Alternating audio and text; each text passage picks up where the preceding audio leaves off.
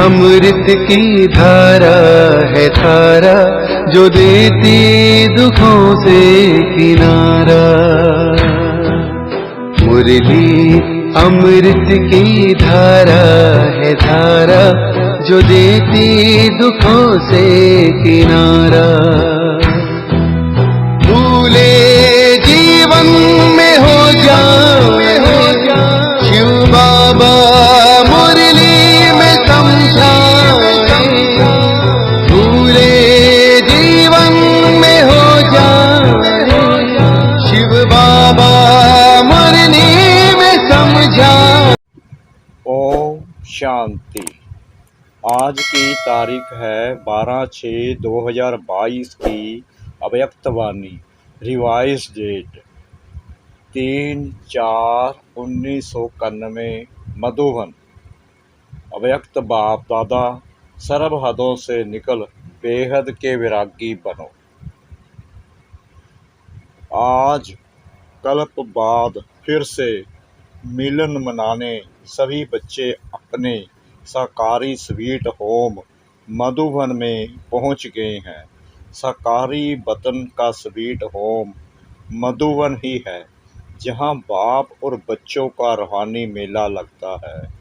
मिलन मेला होता है तो सभी बच्चे मिलन मेले में आए हुए हैं। यह बाप और बच्चों का मिलन मेला सिर्फ इस संगम युग पर और मधुबन में ही होता है, इसलिए सभी भाग कर मधुबन में पहुँचे हो। मधुबन बाप दादा का साकार रूप में भी मिलन कराता और साथ साथ सहज याद द्वारा अव्यक्त मिलन भी कराता है, क्योंकि मधुबन धरनी को रूहानी मिलन की साकार रूप में मिलन की अनुभूति का वरदान मिला हुआ है। वरदानी धरनी होने के कारण मिलन का अनुभव सहज करते हो और कोई भी स्थान पर ज्ञान सागर और ज्ञान नदियों का मिलन मेला नहीं होता।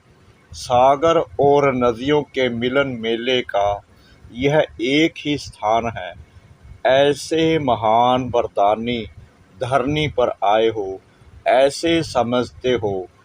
तपस्या वर्ष में विशेष इस कल्प में पहली बार मिलने वाले बच्चों को गोल्डन चांस मिला है। कितने लक्की हो। तपस्या के आदि में ही नए बच्चों को एक्स्ट्रा बल मिल रहा है, तो आदि में ही यह एक्स्ट्रा बल आगे के लिए आगे बढ़ने में सहयोगी बनेगा। इसलिए नए बच्चों को ड्रामा ने भी आगे बढ़ने का सहयोग दिया है, इसलिए यह उलझना नहीं दे सकेंगे कि हम तो पीछे आए हैं। नहीं, तपस्या वर्ष को भी वरदान मिला हुआ है। तपस्या वर्ष में वरदानी भूमि पर आने का अधिकार मिला है, चांस मिला है। यह एक्स्ट्रा भाग्य कम नहीं है। यह वर्ष का मधुबन धरनी का और अपने पुरुषार्थ का तीनों वरदान विशेष आपने बच्चों को मिले हुए हैं, तो कितने लक्की हुए। इतने अविनाशी भाग्य का नशा साथ में रखना। सिर्फ यहाँ तक नशा ना रहे, लेकिन अविनाशी बाप है, अविनाशी आप श्रेष्ठ आत्माएं हो, तो भाग्य भी अविनाशी है। अविनाशी भाग्य को अविनाशी रखना, यह सिर्फ सहज अटेंशन देने की बात है। टेंशन वाला अटेंशन नहीं, सहज अटेंशन हो। और मुश्किल है भी क्या, मेरा बाबा जान लिया, मान लिया, तो जान लिया, मान लिया, अनुभव कर लिया, अधिकार प्राप्त हो गया। फिर मुश्किल क्या है। सिर्फ एक ही मेरा बाबा, यह अनुभव होता रहे, यही फुल नॉलेज है। एक बाबा शब्द में सारा आदि मध्य अंत का ज्ञान समाया हुआ है, क्योंकि बीज है ना, बीज में तो सारा झाड़ समाया हुआ होता है ना। विस्तार भूल सकता है, लेकिन सार एक बाबा शब्द यह याद रहना मुश्किल नहीं है। सदा सहज है ना, कभी सहज कभी मुश्किल नहीं। सदा बाबा मेरा है कि कभी कभी मेरा है। जब सदा बाबा मेरा है तो याद भी सदा सहज है, कोई मुश्किल बात नहीं।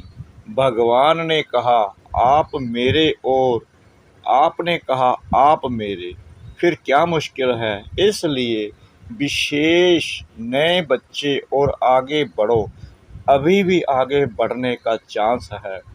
अभी फाइनल समाप्ति का बिगुल नहीं बजा है, इसलिए उड़ो और औरों को भी उड़ाते चलो। इसकी विधि है बेस्ट, अर्थात व्यर्थ को बचाओ।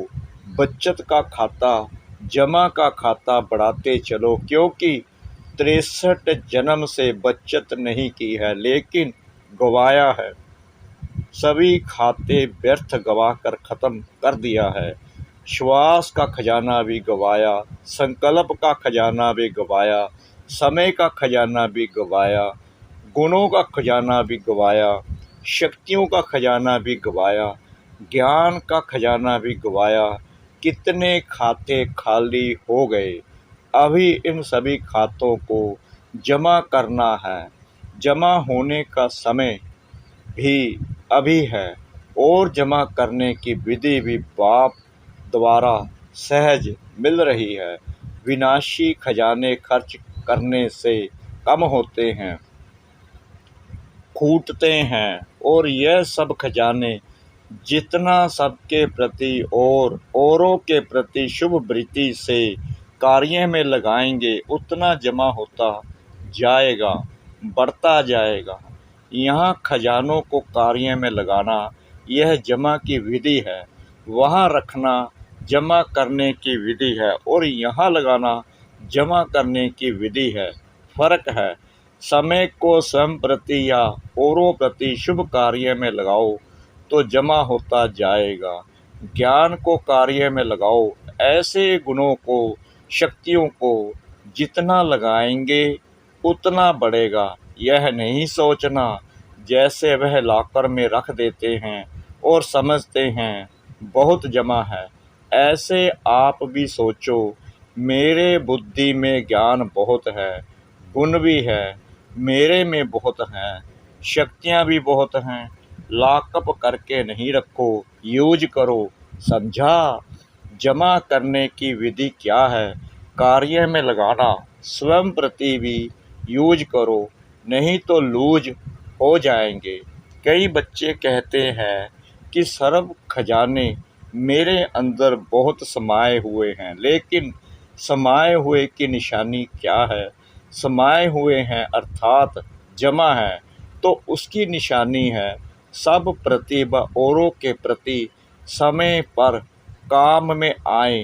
काम में आए ही नहीं और कहे बहुत जमा है, बहुत जमा है, तो इसको यथार्थ जमा की विधि नहीं कहेंगे। इसलिए अगर यथार्थ विधि नहीं होगी तो समय पर संपूर्णता की सिद्धि नहीं मिलेगी, धोखा मिल जाएगा, सिद्धि नहीं मिलेगी। गुणों को, शक्तियों को कार्य में लगाओ तो बढ़ते जाएंगे। तो बचत की विधि, जमा करने की विधि को अपनाओ, फिर व्यर्थ का खाता सबसे ही परिवर्तन हो सफल हो जाएगा। जैसे भक्ति मार्ग में यह नियम है कि जितना भी आपके पास स्थूल धन है तो उसके लिए कहते हैं दान करो, सफल करो तो बढ़ता जाएगा। सफल करने के लिए कितना उमंग उत्साह बढ़ाते हैं। भक्ति में भी तो आप भी तपस्या वर्ष में सिर्फ यह नहीं चेक करो कि व्यर्थ कितना गवाया, व्यर्थ गवाया वह अलग बात है, लेकिन यह चेक करो कि सफल कितना किया।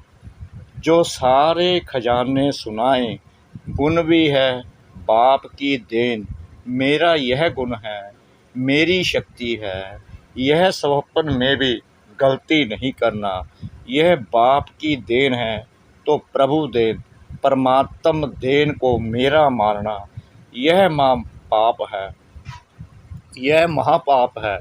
कई बार कई बच्चे साधारण भाषा में सोचते भी हैं और बोलते भी हैं कि मेरे इस गुण को यूज नहीं किया जाता, मेरे में यह शक्ति है, मेरी बुद्धि बहुत अच्छी है, इसको यूज नहीं किया जाता है, मेरी कहाँ से आई, मेरी कहाँ और मैली हुई।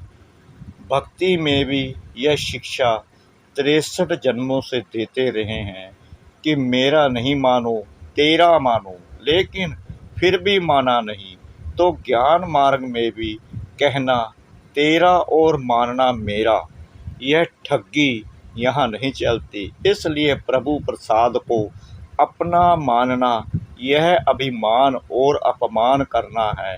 बाबा बाबा शब्द कहाँ भी भूलो नहीं। बाबा ने शक्ति दी है, बुद्धि दी है, बाबा का कार्य है, बाबा का सेंटर है, बाबा की सब चीज़ें हैं। ऐसे नहीं समझो मेरा सेंटर है, हमने बनाया है, हमारा अधिकार है, हमारा शब्द कहाँ से आया, आपका है क्या, गठरी संभाल कर रखी है क्या। कई बच्चे ऐसा नशा दिखाते हैं, हमने सेंटर का मकान बनाया है तो हमारा अधिकार है, लेकिन बनाया किसका सेंटर, बाबा का सेंटर है ना। तो जब बाबा को अर्पण कर दिया तो फिर आपका कहाँ से आया, मेरा कहाँ से आया। जब बुद्धि बदलती है तो कहते हैं मेरा है, मेरे मेरे ने ही मैला किया, फिर मैला होना है। जब ब्राह्मण बने तो ब्राह्मण जीवन का बाप से पहला वायदा कौन सा है, नयों ने वादा किया है या पुरानों ने किया है। नए भी अभी तो पुराने होकर आए हो ना, निश्चय बुद्धि का फार्म भरकर आए हो ना। तो सबका पहला पहला वायदा है तन मन धन और बुद्धि सब तेरे, यह वायदा सभी ने किया है। अभी वायदा करने वाले हो तो हाथ उठाओ।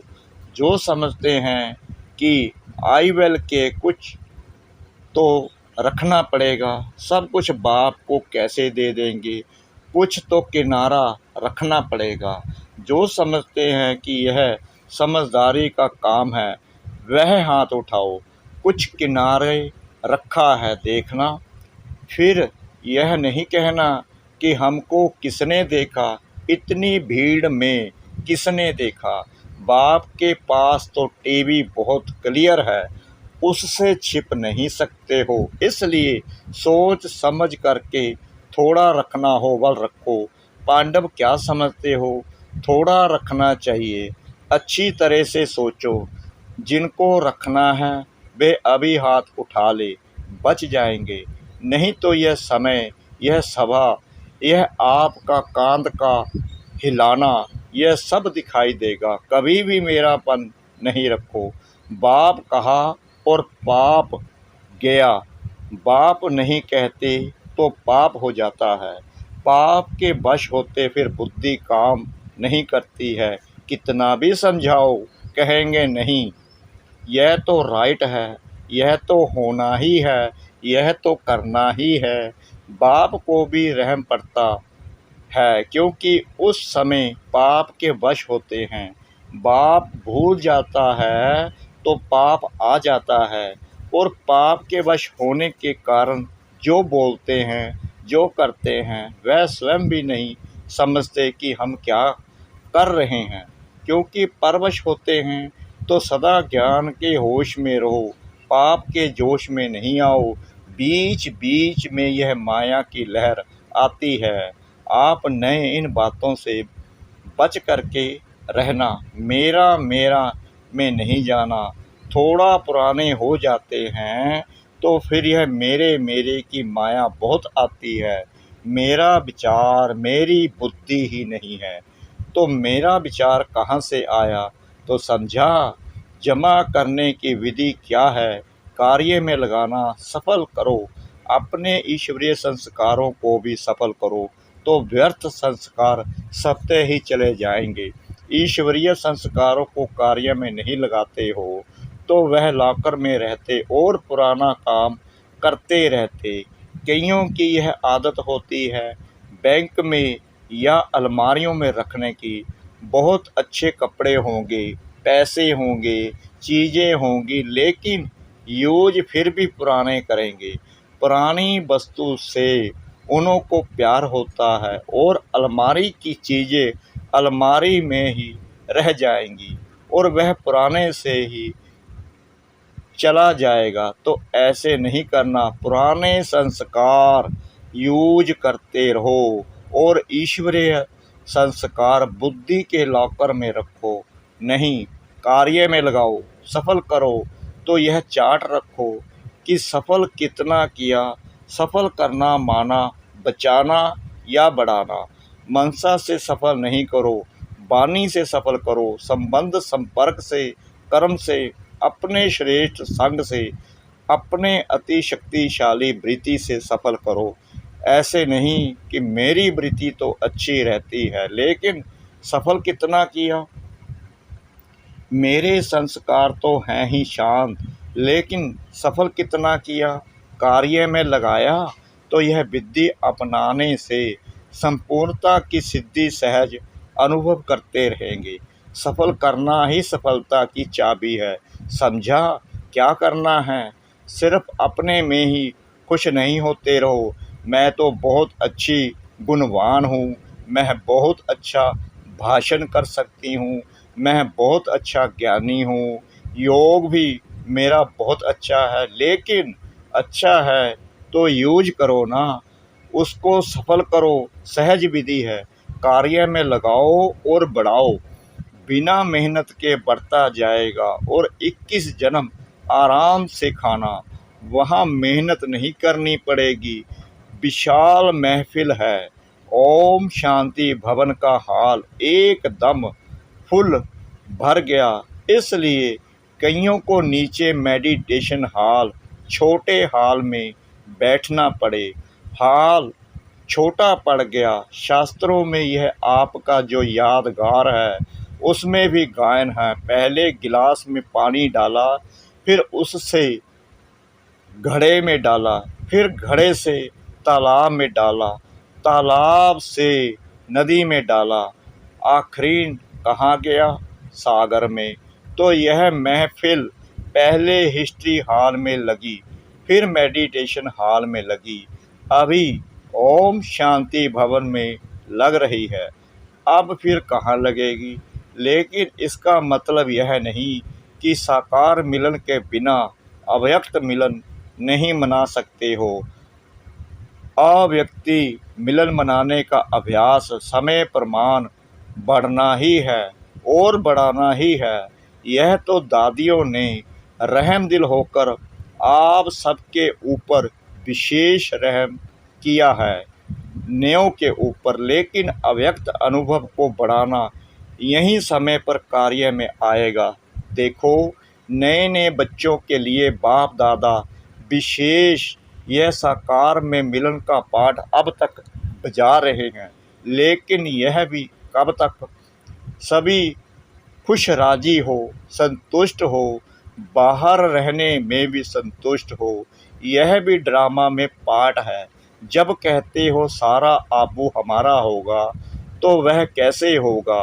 पहले आप चरण तो रखो, फिर अभी जो धर्मशाला नाम है वह अपना हो जाएगा। देखो, विदेश में अभी ऐसे होने लगा है।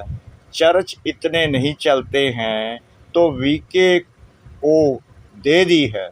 जो ऐसे बड़े बड़े स्थान हैं चल नहीं पाते हैं तो ऑफर करते हैं ना, तो ब्राह्मणों के चरण पड़ रहे हैं जगह जगह पर। इसमें भी राज है। ब्राह्मणों को रहने का ड्रामा में पार्ट मिला है तो सारा ही अपना जब हो जाएगा फिर क्या करेंगे? आप पे ही ऑफर करेंगे। आप संभालो, हमें भी संभालो, आश्रम भी संभालो। जिस समय जो पाठ मिलता है उसमें राजी रह करके पाठ बजाओ।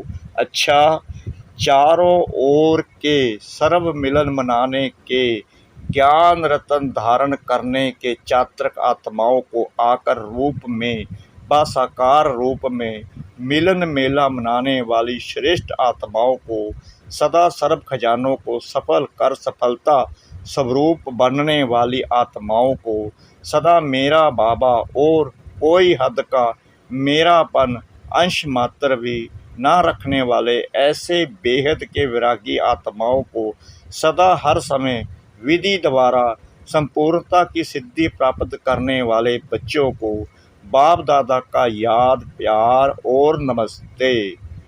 दादियों से सदैव कोई नई सीन होनी चाहिए ना। यह भी ड्रामा में नई सीन थी जो रिपीट हुई। यह सोचा था कि यह हाल भी छोटा हो जाएगा। सदा एक सीन तो अच्छी लगती नहीं, कभी कभी की सीन अच्छी लगती है। यह भी एक कहानी रौनक है ना।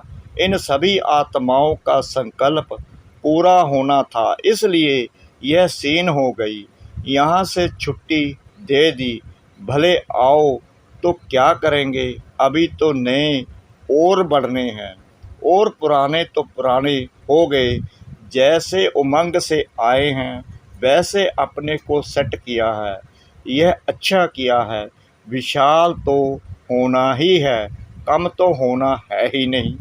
जब विश्व कल्याणकारी का टाइटल है तो विश्व के आगे यह तो कुछ भी नहीं है।